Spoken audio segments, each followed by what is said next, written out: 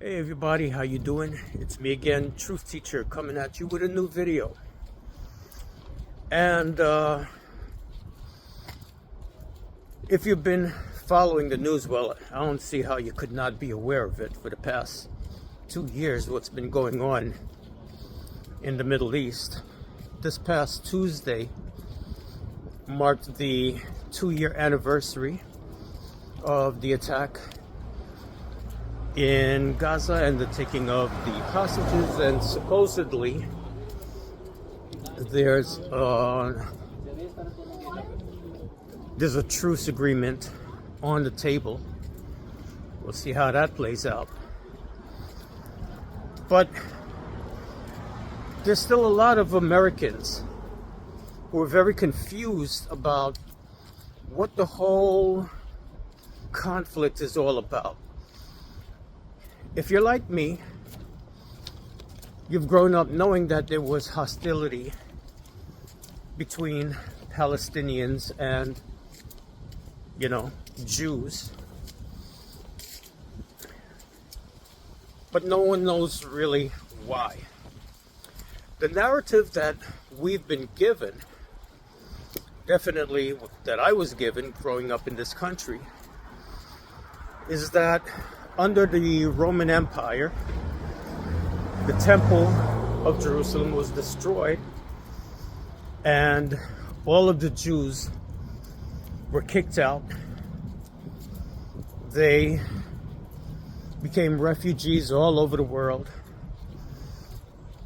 and that in 1948 they came back to Israel and they established their own country. They were a people without a land, returning to a land without people. And that all of these Muslims in the countries around them attacked them because they hate Jews.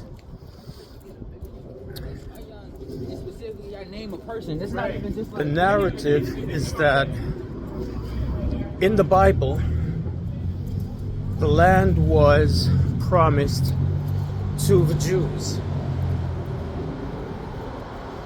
and that the Palestinian people who were there when they returned were interlopers who came in with the Muslim Arabs when they conquered the region, and that the Palestinian people don't really have a legitimate claim to the land because it's not their land. So, in this very short video, I want to examine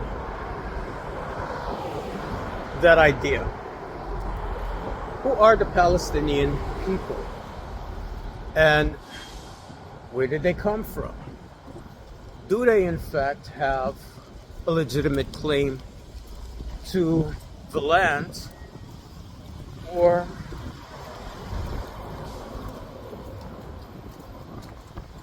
are they interlopers who are basically squatting on land that doesn't belong to them?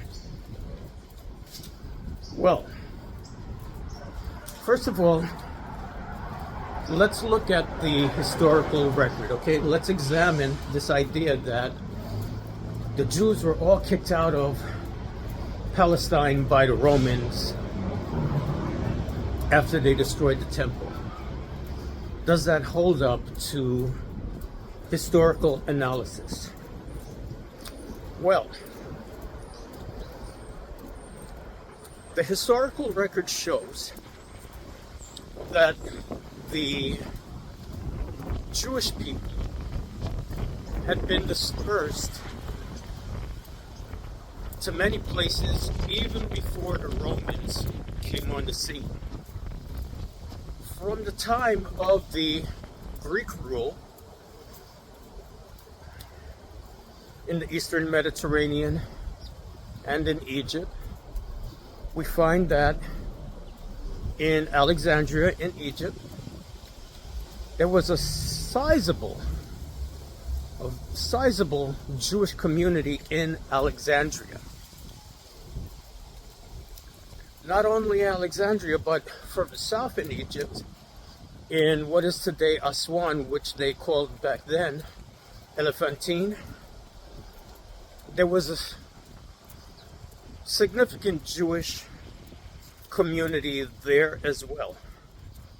They even had their own temple in what we now call Aswan today.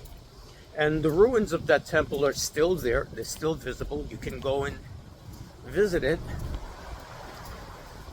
So we see that even before the Roman conquest, there were Jewish people living outside of the region that was called Israel in antiquity. Well, Israel and Judea, because there were two kingdoms. But even before that, the historical record shows that the Assyrians? The Assyrians had conquered that land, and they took the elite. Now, very important that you understand, they took the elite of the area into exile, into captivity in Babylon. So there was the Babylonian captivity of the elite class. However, the peasants, the farmers, the villagers, the common folk, still remained in the land. Okay, so it was only the upper classes who were taken into exile in Babylon. When the area was conquered by the Persians, the Jews were allowed, well, the Israelites, I guess you would call them back then at that time. The Israelites were allowed to return to their homeland and to begin reconstructing the second temple, because the first one had been destroyed. But there were still a lot of Israelites who didn't want to go back to that land in the Levant, because it had been many generations. They didn't have any real incentive to go there. They were living good lives. They were prosperous where they were. And so a lot of them stayed behind. A lot of them had migrated into Persia itself. And as a matter of fact, today, after the nation of Israel, the largest Jewish population in the Middle East is found in Iran, believe it or not. So, once again, we see there was a sizable amount of people living outside of the country in other regions. Now, eventually we all know that the Romans would conquer the Eastern Mediterranean, Egypt, all of North Africa, all of what is Turkey today. That was part of the Roman Empire. And once again, the historical record shows us that there were significant Jewish populations all throughout the Roman Empire. So once again, there were Jews in Egypt. A very large percentage of Alexandria was populated by the Jewish community. There were Jewish populations in Libya, in Tunisia, in what we call, these are the modern names of these places, but the modern countries of Tunisia, Algeria, and Morocco. There were Jews living in Spain, or as it was called back then, Hispania. There were sizable Jewish communities all throughout what is today Turkey, and even significant Jewish populations in Greece and in Rome itself, Italy. And this is all way before there was the destruction of the temple in 70 AD. So by the time of the destruction of the second temple, there had already been a very large Jewish diaspora. And they didn't leave because they were forced to leave. They left for the same reason that people everywhere moved to different countries that, they didn't live in before. They left for economic reasons. So they were there. They were all throughout the Roman Empire. There were Jewish communities there. Now,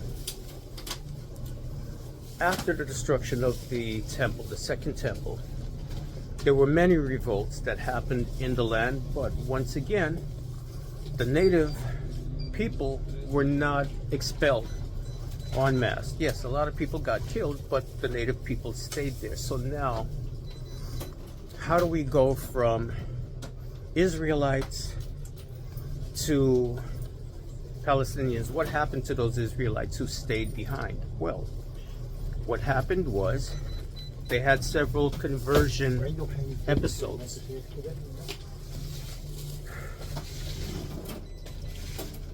Christianity became the dominant religion of the Roman Empire.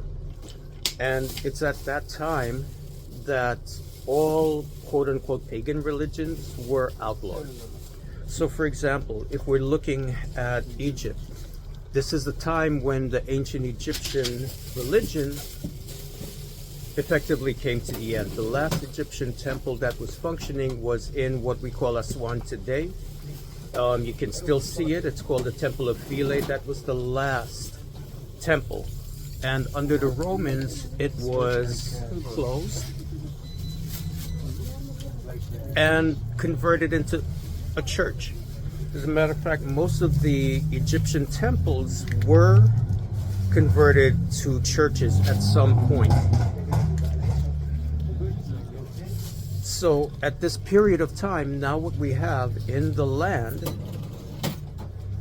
is we have people who are still following what we consider to be Judaism today. But a lot of those people had converted to Christianity. Now, moving ahead on the historical timeline, in the 600s, the Muslim Arabs who came out of Arabia conquered all of the land that had belonged to the Eastern Roman Empire. Okay, so just to backtrack, the Roman Empire fell.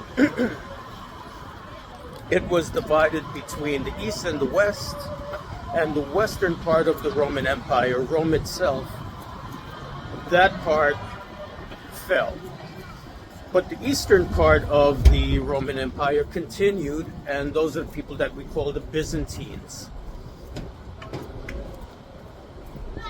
They remained in power until the Muslim Arabs had defeated them and taken control of those lands.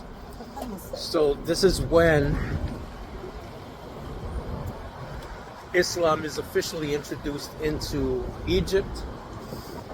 The Egyptian Christians, the Copts,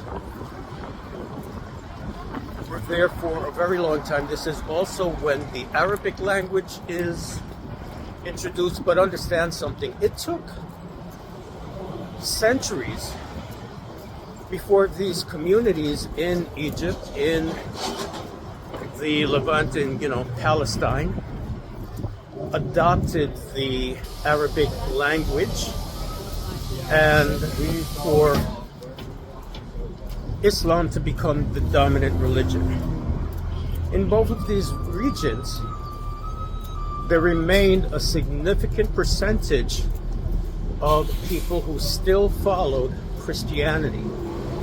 It was hundreds of years before Islam became the dominant religion and Arabic the dominant language. Now, in Egypt, the people spoke the Coptic language, which still survives in the Coptic Church to this day. It's not a spoken language, but it remains a liturgical language, just like Latin is the liturgical language of the Catholic Church. In the Coptic Church, the Coptic language is still spoken ceremonially. In Palestine,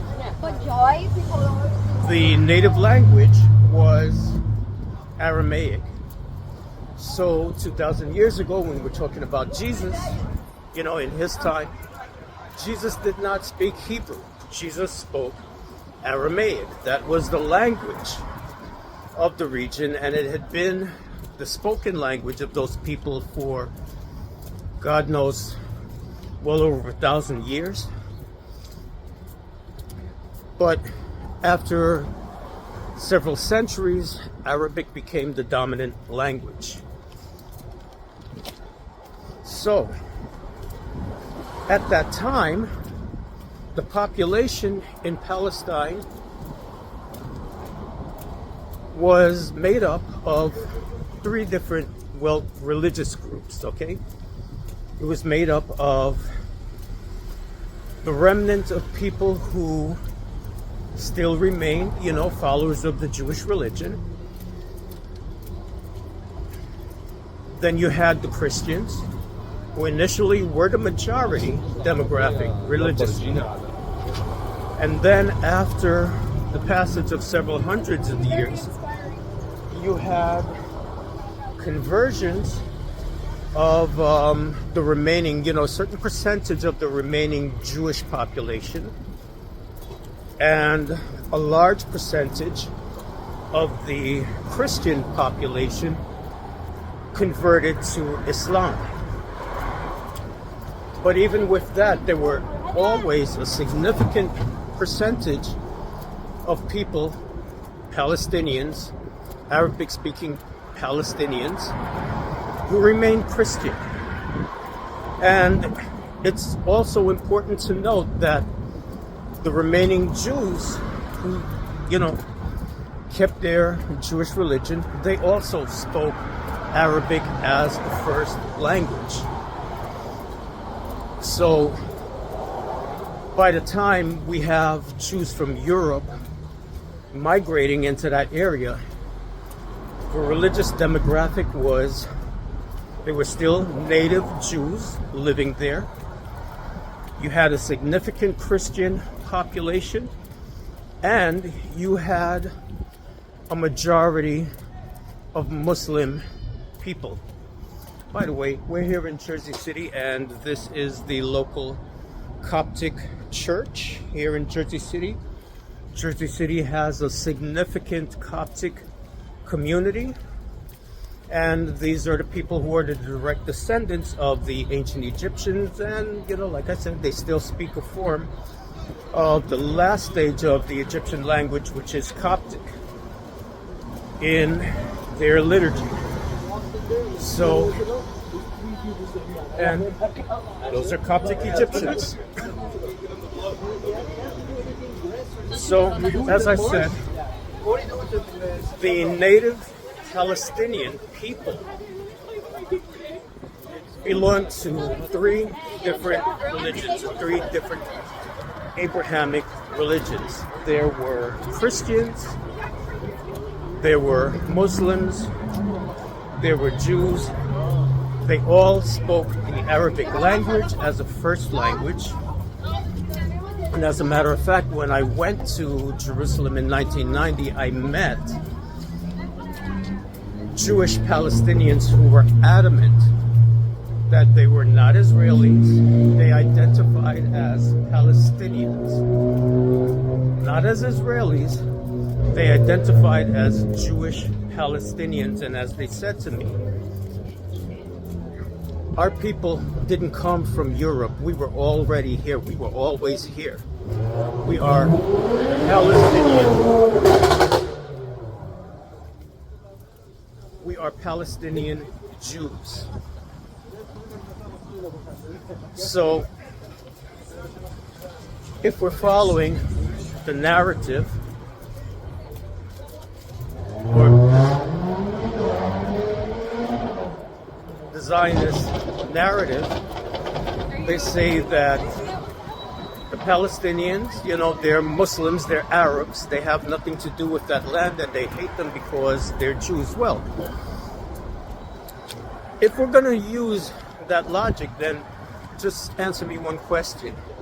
Is it logical, if you're saying that all the quote-unquote Arabs came out of Arabia with the invading Muslim armies, you mean to tell me that the Muslim armies that came into Palestine brought Christians as well?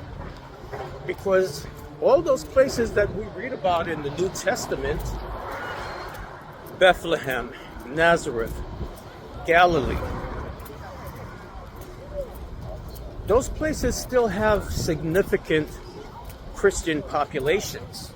There's towns in the West Bank that are still predominantly Christian. So, while everyone wants to make this a religious issue, the reality is that there's something quite different going on. It has nothing to do with religion, because if that were the case, they should be cool with Christians, right? But they're not.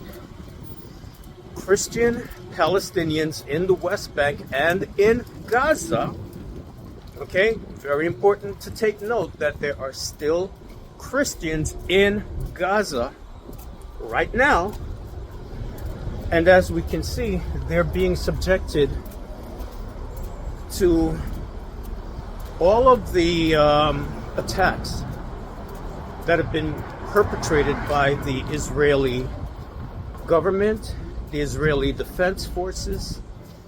You don't get a pass for being Christian. I knew when I was in college, I had several friends who were Palestinian Christians. Okay? I know people who are Palestinian Christians to this day.